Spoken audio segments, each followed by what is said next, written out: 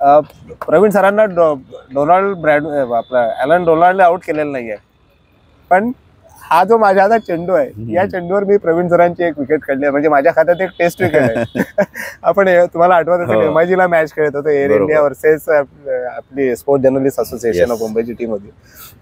आणि मला खूप आनंद झाला होता त्या दिवशी. तुम्ही फ्रंट फूट खेळायला गेला होता आणि स्टंप आउट झाला होता सुधीर त्रिपाठी म्हणून आपला.